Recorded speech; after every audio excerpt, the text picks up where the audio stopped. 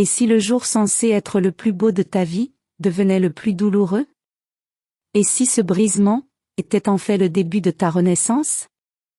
Le soleil se lève doucement sur le village d'Ikéré, projetant des traits d'or sur les toitures en tôle ondulée, encore ornées de perles de rosée. Les manguiers et les goyaviers frémissent sous la brise tiède, porteuse de senteurs mêlées de bois de santal, de terre mouillée et de fleurs écloses. Un coq chante. Puis un second. Puis un chœur. C'est l'hymne d'un matin sacré. Dans une maison humble, au mur d'argile blanchi à la chaux, Obasi, 32 ans, se tient devant un miroir ovale en bois sculpté à la main, transmis par son grand-père. Son reflet, à la fois intime et grave, lui rend un regard sans orgueil.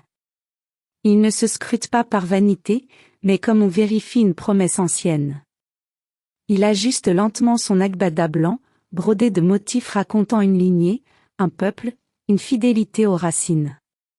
Sur sa peau ébène, le vêtement semble luire. Sa barbe est taillée de frais. Ses yeux noisettes scintillent, mais tremblent légèrement, comme porteurs du reflet d'un rêve devenu tangible. Il tend la main vers un collier traditionnel accroché à un crochet. Il le caresse doucement. C'est un présent pour Adama. Pas un bijou. Un symbole. Il y a mis du temps, du soin, de la foi. Il revoit Adama rire, penché vers lui, posant sa main sur son torse comme elle le faisait quand l'émotion la gagnait. Il entend encore sa voix, douce, « Je te choisis, même dans une autre vie ». Un souffle chaud lui monte dans la gorge. Il ferme les yeux. Il pense à sa mère, partie trop tôt. « Maman, tu m'avais dit que l'amour guérissait tout. Regarde-moi. Je suis prêt. Je tiens debout. » Il inspire lentement. Son cœur bat, fort, régulier, solennel, comme un tambour sacré. Le village bruisse d'une effervescence joyeuse. Les femmes, vêtues de wax éclatant, tressent des guirlandes de fleurs rouges, blanches et jaunes. Elles rient, elles chantent. Sous le grand figuier sacré, elles dressent l'autel. Les tambours résonnent. Le sécar tinte. Les voix s'élèvent. Les enfants, pieds nus, courent sur les chemins de terre rouge avec des paniers pleins de pétales qu'ils lancent avec joie. Un tapis vivant, un hommage au bonheur en marche. Obasi quitte sa chambre. Chaque pas est une offrande silencieuse au monde. Ses amis l'attendent dehors, en tenue traditionnelle, coiffe décorée. Il chante son nom, rit, l'acclame. Il répond par un sourire apaisé. Tout semble en ordre. Et pourtant, une vibration en lui échappe au rythme. Un battement différent. Une sensation sourde. Comme si quelque chose d'invisible flottait dans l'air. Une note dissonante dans cette mélodie parfaite. Il l'ignore. Il la fait taire. Aujourd'hui, il est Obasi l'amant, Obasi l'accompli, Obasi l'espérant. Et rien il en est certain ne viendra entacher ce jour promis. Le soleil est à son zénith, vertical et implacable, projetant l'ombre du figuier sacré comme un géant figé sur la terre battue. L'arbre, orné de guirlandes colorées, semble lui-même retenir son souffle. Obasi s'avance, la démarche droite, le visage éclairé de ferveur. Les tambours rythment encore ses pas quelques secondes. Puis soudain, le silence. Brutal. Tranchant. Inexplicable. Les tambours s'éteignent d'un coup, comme si le souffle de la cérémonie avait été arraché. Un petit garçon fend la foule, haletant, et tend à Obasi un papier froissé. Un morceau de parchemin, plié à la hâte. Les doigts d'Obasi tremblent sans qu'il en prenne conscience. L'écriture est fine, irrégulière. Un souffle glacé traverse sa nuque malgré la chaleur. Il lit. Obasi, je suis désolé. Je n'ai pas eu le courage de te le dire en face. J'ai quitté Ikéré avec Kofi. Je ne pouvais plus vivre dans le mensonge.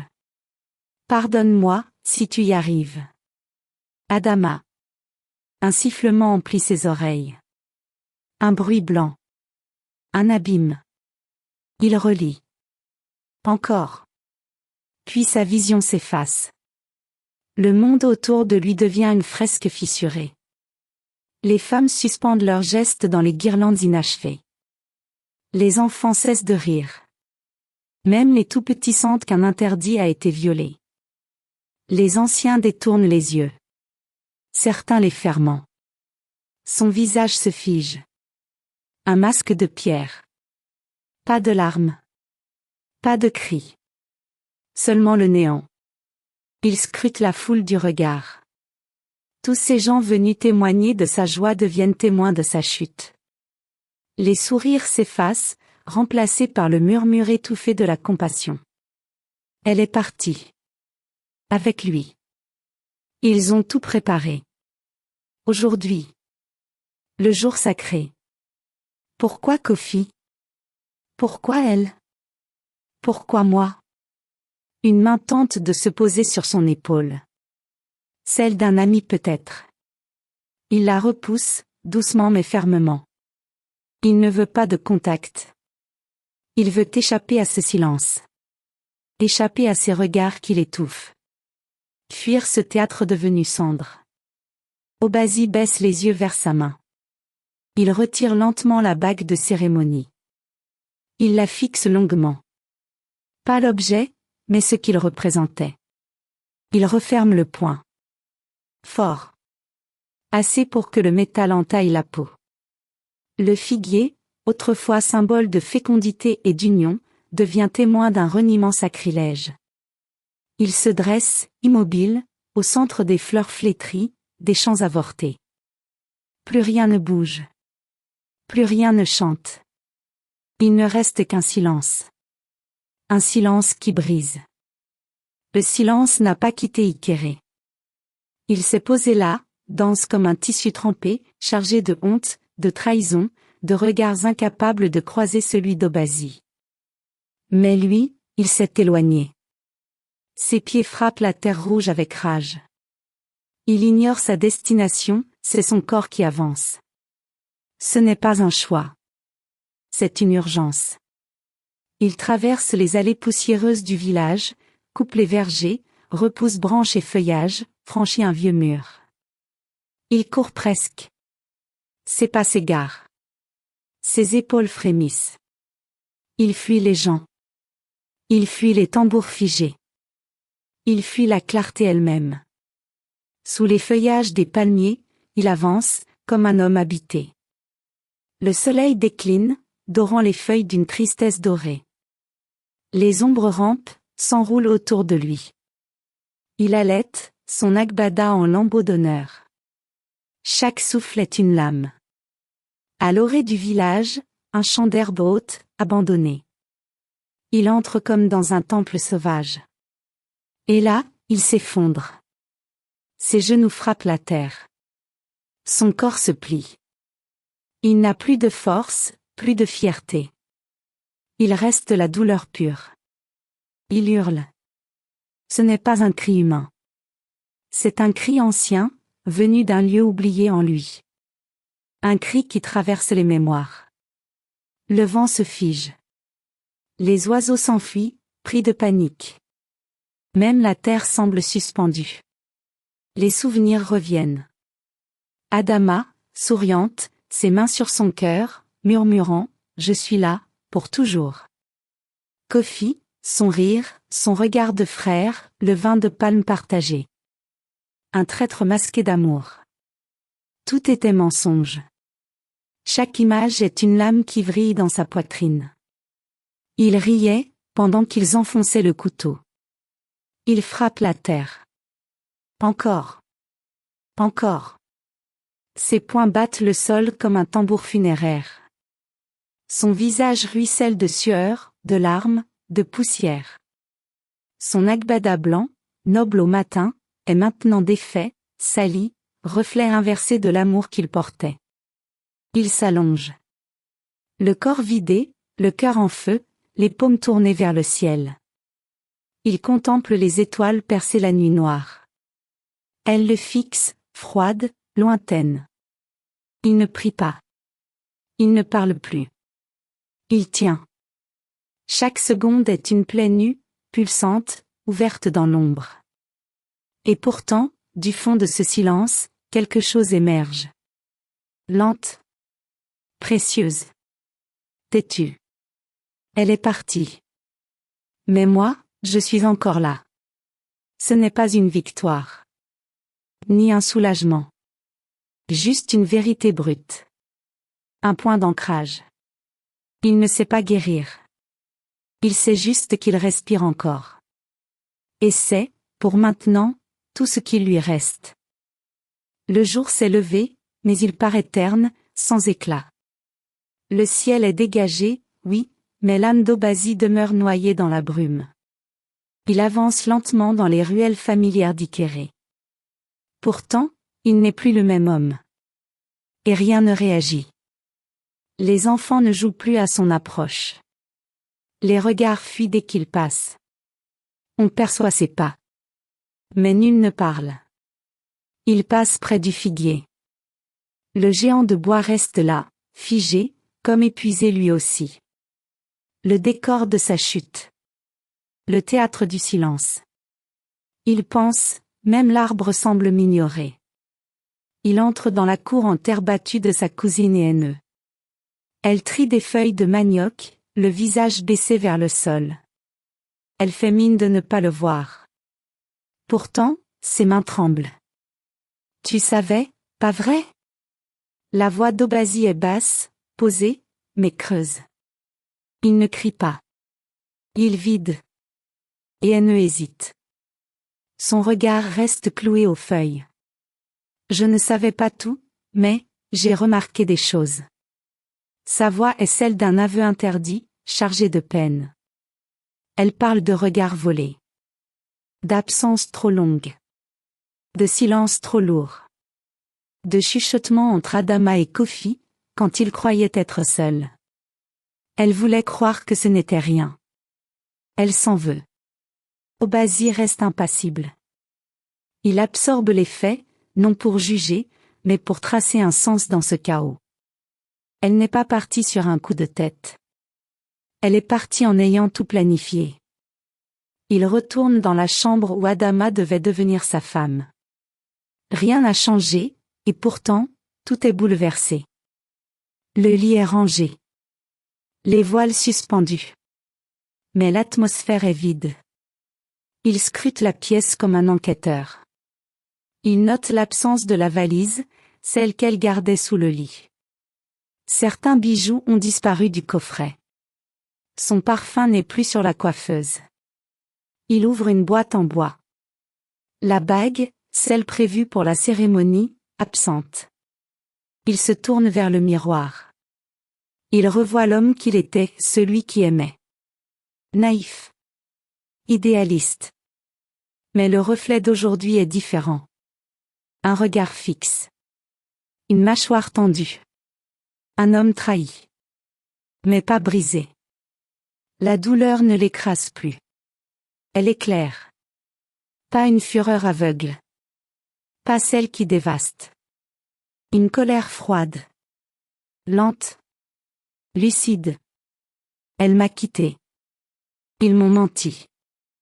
Mais je ne resterai pas prisonnier de leurs mensonges. Il chuchote. Je saurai. Je découvrirai. Ce jour-là, Obasi ne chute pas. Il se dresse. Non pour aimer à nouveau. Mais pour comprendre.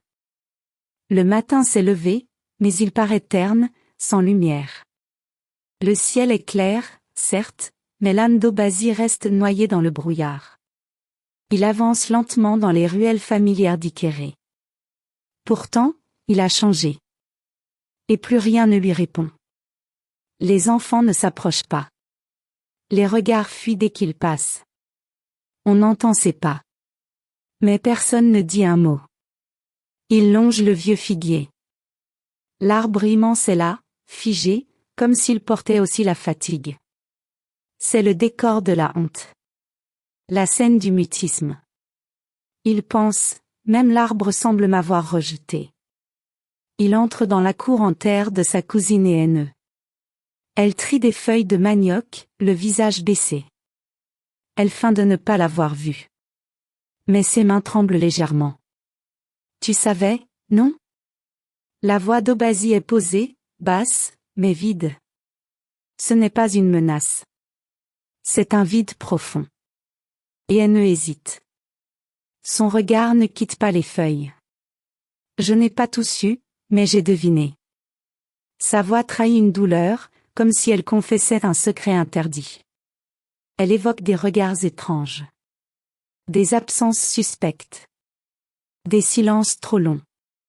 Des chuchotements entre Adama et Kofi, qu'il croyait discrets. Elle avait voulu se tromper. Elle s'en veut. Obazi reste impassible. Il retient chaque détail, non pour juger, mais pour faire sens dans le désordre. Elle n'est pas partie sur un coup de tête. Elle a planifié son départ. Il retourne dans la pièce où Adama devait devenir sa femme. Rien n'a bougé, mais tout a changé. Le lit est net. Les voiles sont en place. Mais l'atmosphère est vide. Il scrute la chambre comme un enquêteur. Il remarque l'absence de la valise cachée sous le lit. Des bijoux ont disparu. Le parfum n'est plus là. Il ouvre une boîte en bois. La bague prévue n'y est plus. Il fixe le miroir. Il revoit l'ancien lui, amoureux, naïf. Aujourd'hui, c'est un regard dur, une mâchoire crispée. Trahi, mais pas brisé. La souffrance ne le plie plus. Elle l'éveille. Ce n'est pas une rage folle. C'est une colère froide, lucide. Elle est partie. Ils ont trahi. Mais il ne restera pas prisonnier. Il chuchote, je saurai. Je comprendrai. Ce jour-là, Obazi ne tombe pas.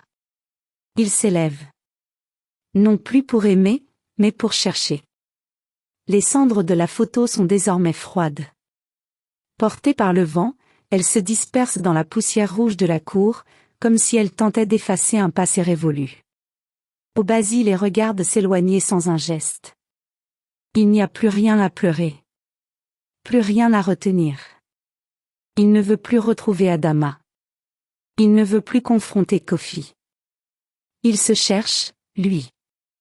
À l'aube d'un matin paisible, dans le silence entre deux chants d'oiseaux, Baba Idriss surgit. Vieil homme à la démarche lente, barbe blanche, vêtu simplement. Ancien frère d'armes de son père.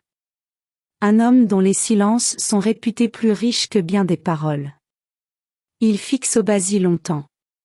En silence. Puis dit, tu veux comprendre, mais ce que tu désires n'est pas là-bas. C'est en toi.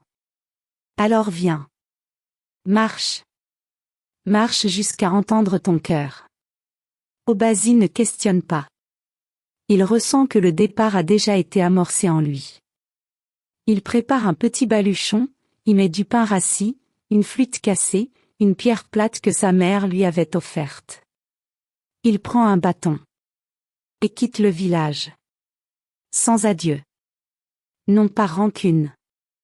Mais parce qu'il ne doit plus rien à personne. Il marche. Sous le soleil qui mord la peau et fait danser les collines. Sous la pluie qui coule sur les joues, lavant les douleurs invisibles. À travers champs d'igname, forêts épaisses où chaque bruit semble mystère, sentiers de terre rouge où leurs pas dessinent un silence commun. Baba Idriss parle peu. Mais chaque mot résonne comme un proverbe semé dans la terre. Tu vois cette racine tordue? Elle s'est trompée, mais elle est restée debout. Ce fleuve? Il avance encore, même si les rives s'éloignent. Et les pierres silencieuses sont souvent celles qui conservent la mémoire du village. Obazi ne trouve pas toujours les réponses. Mais il sent que quelque chose en lui s'ordonne peu à peu. Une nuit, ils dorment dans une clairière. Obazi s'allonge sur des feuilles sèches, les yeux levés.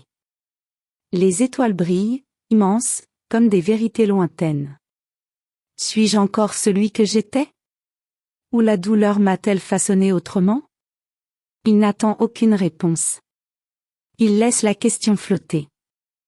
Après plusieurs jours, les sons de la ville parviennent à leurs oreilles. Elle est grande, colorée, bien plus bruyante qu'Ikéré. Les parfums de charbon et de friture s'y croisent. Les gens passent vite, sans regard. Obasi entre dans une taverne de briques et de tôle.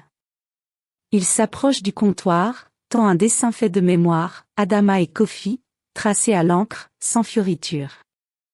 Le tavernier, un homme au regard éreinté, hoche la tête. Ils sont venus. Il y a 2 jours. Ils demandaient la route de l'Est. Vers le port. Obasi ne tremble pas. Il ne jubile pas. Il remercie, puis s'en va. Il ne poursuit plus. Il cherche. L'air du littoral sans l'iode, la cendre et la poussière chauffée. Les cris des vendeurs, les moteurs qui klaxonnent, les voix mêlées de la ville portuaire créent un tumulte dense, mais Obasi n'entend plus rien. Il marche seul, son sac en travers du torse, les yeux fouillent chaque visage comme on traque une ombre. Il n'a pas dormi. Pourtant, il ne sent aucune fatigue. Il est porté. Entre un étal de pagnes éclatants et une femme criant, 3 mangues sans Nera, le monde ralentit. Adama. Kofi. Ensemble. Elle tient sa main. Il rit. Ce rire-là, Obasi l'avait connu. Et lui, il s'arrête d'un seul coup. Pas de fureur. Pas de cri. Juste cette douleur glacée, coupante, comme la première pluie d'hivernage, quand la chaleur se fend sans prévenir. Kofi le remarque en premier. Son rire meurt. Il ralentit. Adama tourne la tête. Son teint change. Elle comprend. Ils avancent vers lui. Avec lenteur. Gênés. Comme 2 enfants surpris à voler ce qui ne leur appartenait pas. Adama, Obasi, je. Obasi, posé, sans trembler, non. Pas d'excuses. Pas de scène. J'ai besoin de savoir. Elle parle. Sa voix hésite. Les phrases s'enchaînent. Je me sentais coincé. Tu regardais l'avenir, mais moi, je me noyais dans le présent. Kofi, lui, il m'entendait. Kofi garde le silence. Il baisse les yeux. Comme un coupable sans défense. Obasi ne retient plus les mots. Il écoute ce qu'il y a entre eux. Ce silence est paix. Il comprend. Ce n'était pas un écart. C'était un départ mûrement pensé. Il sort de sa poche un morceau de papier noirci. Une photo à demi brûlée. Leurs 3 visages, effacés à moitié, mais encore visibles. Il la fixe un instant. Puis la pose entre eux, au sol. Comme on rend ce qu'on ne veut plus garder. Obasi, prenez-la. Elle n'a plus de place avec moi. Il les observe encore un instant. Pas de haine, ni de pardon. Seulement, une fin assumée. Il se retourne. Le marché retrouve son rythme. Les cris reprennent. Mais en lui, un poids se délite. Il ne cherchait pas la paix. Pourtant, il sent, quelque part, qu'elle s'est mise en route. Le vent effleure doucement Ikéré, comme une mémoire ancienne revenue caresser la peau du monde. Les enfants ne crient plus fort. Les anciens ne murmurent pas. Le village sait ce qui s'est passé. Mais personne ne pose de questions. Quand Obasi revient sur le sentier ocre, poussiéreux, plus maigre, le visage marqué, mais les yeux limpides comme l'eau de l'aube, les regards se lèvent. Les enfants arrêtent leur jeu. Les anciens l'accueillent d'un léger signe de tête. Il n'y a ni bruit, ni accolade. Seulement la reconnaissance muette d'un homme transformé. Sa maison l'attendait. Inchangée. Mais figée. Comme un souvenir longtemps oublié. Il pose sa paume sur le mur en argile. Il sent les aspérités. Le poids du temps. La poussière est le passé. Il pousse la porte. L'air dedans est sec. Un peu épais. L'odeur familière revient, mélange de bois usé, de terre, et de mémoire enfermée. Il ouvre chaque fenêtre. La lumière entre, douce, comme un pardon muet. Il commence à s'activer. Il ne parle à personne. Il refait le toit, latte après latte. Il enduit les murs, patiemment, avec un mélange de terre, d'eau et de pétales séchés. Il sculpte un banc en bois, à main nue. Chaque clou est planté comme une prière. Chaque geste devient offrande. Chaque fatigue murmure, je suis en vie. Je suis rentré. Un matin, sous le figuier, le même qui fut témoin de sa honte, Obasi se tient debout. Il s'adresse doucement à des jeunes. Des garçons rêveurs. Des filles aux mains poussiéreuses. Et si on cultivait quelque chose? Ensemble. Pas seulement pour manger. Pour voir naître. Pour rester debout. Ils l'écoutent. Et ils acceptent. Ils creusent des sillons à la main, sous le ciel chaud. Ils partagent graines, histoires, silences tissés. Arrosoirs en bidons recyclés, cordes nouées, bambous dressés pour guider les plants. Les rires reviennent, timides, comme les premières feuilles après la pluie. Ce n'est pas une révolution. C'est un enracinement. Obasi n'est pas un meneur. Ni un sauveur. Il est devenu un appui. On vient vers lui. Pas pour des vérités. Mais pour être entendu. Il mange avec ses oncles. Il rit avec une tante lui contant un ancien proverbe. Un enfant dort sur ses jambes.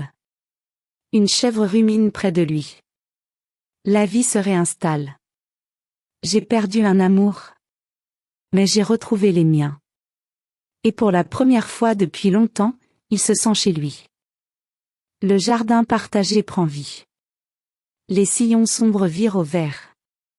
De petites feuilles traversent la terre, timides, fragiles, pleines d'espoir. Chaque pouce est un miracle discret, une foi silencieuse en la vie. C'est là, entre deux rangées de patates douces et de gombo, qu'elle apparaît. Naïma. Une femme au regard paisible, à la démarche légère, présente sans jamais s'imposer. Elle n'a jamais cherché à briller. Mais elle a remarqué Obasi. Elle a vu sa manière de rebâtir dans le silence, de réparer sans plainte, de se reconstruire avec patience. Un jour, alors qu'il sculpte un tuteur pour ses tomates, elle s'approche. « Je peux t'aider ?» Il lève les yeux.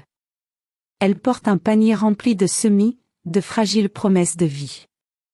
Il acquiesce. Aucun mot n'est nécessaire. Naïma n'est pas bavarde. Elle accompagne. Elle ressent le poids du silence, les gestes retenus, les regards plus parlants que les mots. Elle l'aide à transporter ses créations au marché, des paniers en raffia, des poteries, des objets en bois. Elle ne marche ni devant lui, ni derrière. Juste à ses côtés. Parfois, ils s'installent sous un manguier, un verre de thé fumant entre eux. Ils parlent, ou pas. Ils réparent un outil. Ils reforment un panier. Ils partagent des silences habités, des sourires discrets, des regards sincères. Un soir, alors que le ciel s'empourpre lentement, Obasi dit à voix basse, « Avec toi, je n'ai pas besoin d'effacer ce qui fut. » Elle répond simplement, « Tu n'as qu'à me le dire. » Je suis là pour écouter. Alors, il parle. Pour la première fois.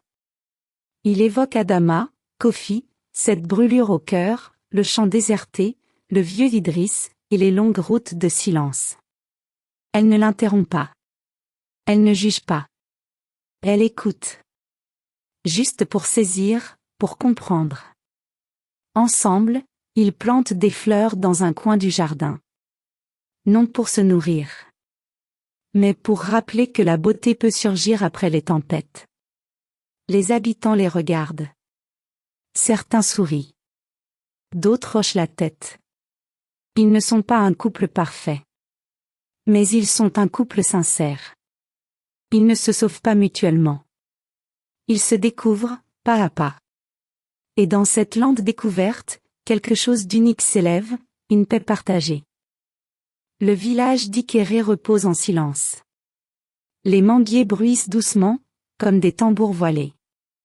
Le figuier, ce même arbre témoin de la chute, est maintenant orné de guirlandes. Pas comme jadis. Pas pour paraître. Mais pour saluer ce qui refleurit. Ce matin-là, un enfant court dans le jardin communautaire, une enveloppe à la main. Obasi, accroupi près d'un plant de basilic, se redresse et saisit la lettre. Il reconnaît l'écriture avant même d'ouvrir, celle de Kofi. Il l'ouvre. Sans hâte. Obasi. Je n'ai aucune excuse. Juste des regrets. J'ai pris ce qui ne m'était pas destiné. Et j'ai fui ma propre honte. Je vis loin. Mais chaque nuit, je te revois. Tu marches, digne, loin de moi, plus grand que je ne l'ai jamais été. Pardonne-moi. Pas pour moi. Pour toi. Kofi. Obasi ne pleure pas. Il reste figé, longtemps, la lettre serrée dans ses doigts. Puis, sans un mot, il marche. Ses pas le ramènent à un lieu qu'il n'avait pas revu depuis l'enfance, le bord du fleuve. L'eau y coule, tranquille.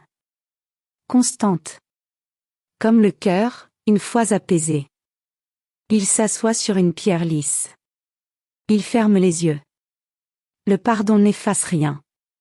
Il délivre. Il brise les chaînes. Il n'est pas pour l'autre. Il est pour soi. Il souffle, sans tremblement. Je te pardonne. Le vent passe. Les arbres l'écoutent. Le fleuve l'emmène. De retour au jardin, Naïma est là. Elle n'a rien dit, mais elle attendait. Il lui prend la main. Lui parle de la lettre. Elle reste silencieuse. Elle serre ses doigts, doucement. Tu n'as plus besoin de combattre ce passé. Tu l'as déjà apprivoisé. Quelques jours plus tard, sous le figuier restauré, les villageois se rassemblent autour d'un feu, de calebasses partagées, et de chants d'antan. Obasi se lève. Sa voix est douce, mais limpide. La douleur nous façonne. Mais elle ne dit pas qui nous sommes. Moi, je choisis de vivre. Et je choisis Naïma. Silence. Puis des applaudissements, sincères. Non pour l'éloquence. Mais pour la vérité ressentie. Un jour nouveau. Sous le figuier. Cette fois, les tambours résonnent. Pas pour des apparences. Ni pour des mots vides. Mais pour une joie réelle, semée et soignée. Obasi et Naïma s'unissent. Non pour fuir le passé. Mais pour honorer leur route. Le vent souffle. Les fleurs du jardin s'épanouissent. Et l'amour, enfin, s'enracine. Tu as aimé l'histoire d'Obasi? Alors emporte plus qu'un récit. Emporte une vérité. La vie te brisera. Pas toujours violemment. Parfois avec lenteur. Par l'amour qui se trahit. Par les rêves qu'on oublie. Mais ce n'est pas un point final. C'est une fissure sacrée par laquelle entre la lumière. Comme Obasi, tu peux t'effondrer sans disparaître, crier sans perdre la raison, aimer encore sans renier ton histoire. Chaque larme, chaque silence, chaque geste de réparation est une victoire discrète. Peut-être un jardin. Peut-être un projet. Peut-être simplement un regard nouveau sur toi-même. Tu n'as pas à oublier. Tu dois juste comprendre que tu as le droit d'avancer. Partage ce récit avec quelqu'un qui a besoin d'espoir. Raconte ton figuier à toi. Que veux-tu soigner, reconstruire, voir éclore? Le pardon ne gomme pas le passé. Il libère. Il brise les chaînes. Obasi. Transforme ton histoire en lumière. Transforme ton histoire en film.